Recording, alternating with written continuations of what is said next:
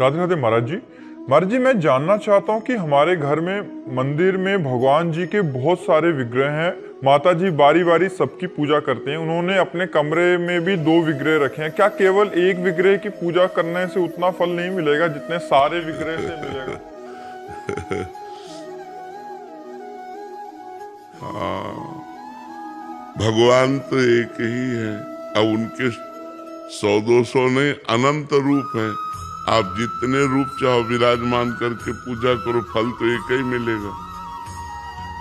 आप मान लो 1000 भगवान की पूजा की और एक भगवान को विराजमान के पूजा की, आप 1000 जगह भाव बांटे हुए हो, तो आपका भाव उस कोटि का नहीं जितना एक पूजा में भाव लगाए हुए है, तो आपका कम रहेगा।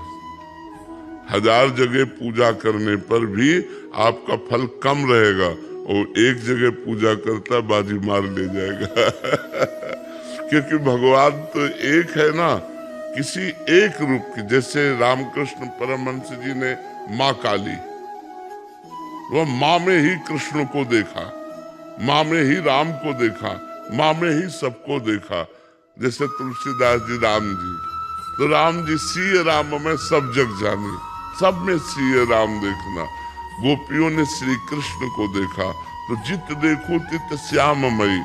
एक जगह प्रेम होता है, प्रेम बहुत जगह नहीं होता।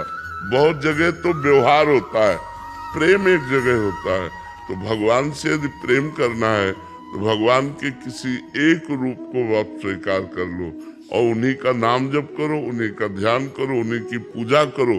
इसीलिए गीता में भगवान ने कहा है, अनन्यश्चिन्तयन्तो माम ये जना पर्युपासते। अनन्य चिंतन की मांग भगवान ने की। अनन्य माने फिर एक में लग जाना, एक भरोसो, एक बल, एक आस विश्वास, एक राम घन श्याम है चातक तुलसीदास।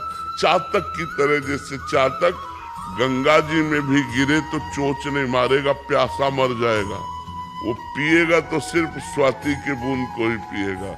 ऐसे ही एक भगवान में रति हो जाए, राम जी में, श्याम जी में, माता जी में, पिताजी में, जहां भी एक मान लो उनको और एक मान करके पूजा करो। पर प्रारंभ अनेक से ही होती है।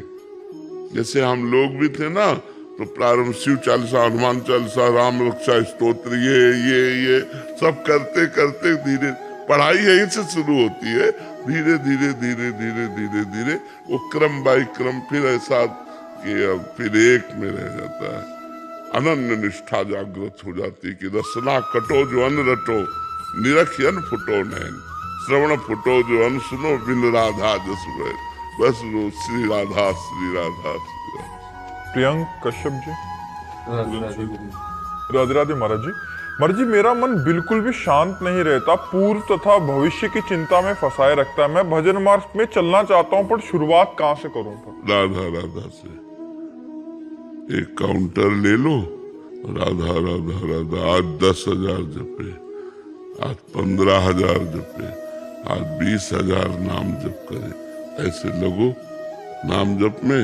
और फिर भोजन पवित्र, भोजन पर नजर रखो। भोजन पवित्र, जिसे शराब न पियो, कोई नशा न करो, मांस न खाओ, अंडा न खाओ, गंदे आचरण न करो और नाम जप करो। देखो अभी धीरे धीरे मन प्रसन्न होने लगेगा, मन शांत होने लगेगा। काउंटर है तुम्हारे पास, नाम जप करते हो? कितना? 10,000 से। हाँ ठीक है, भोजन सुधारो, भोजन पवित्र हो, कोई नशा नहीं करते, अच्छे बच्चे हो, कोई गंदा आचरण। गोपाल जी की सेवा होती है, आपके द्वारा बताए गए मार्ग पर चलने का प्रयास भी। हाँ, तो बस आप धैर्य पूर्वक चलिए, मन को बार बार नाम में लगाने की कोशिश कीजिए। यही मन पॉजिटिव विचार ले आएगा। जो भी निगेटिव विचार फेंकता है, यही जब पाप नष्ट हो जाएंगे भजन करते करते, तो पॉजिटिव विचार फेंकने लगेगा। बस आनंद आ गया। विपत्ति में भी, रोग में भी यदि पॉजिटिव विचार हो तो आनंद आ जाए। तो मन मलिन है, इसलिए निगेटिव विचार, नकारात्मक सोच, आप नाम जप करो, इससे धीरे धीरे मन पवित्र होगा और पॉजिटिव होने लगेगा। मेरा सवाल था कि गुरु बड़ा या ज्ञान बड़ा?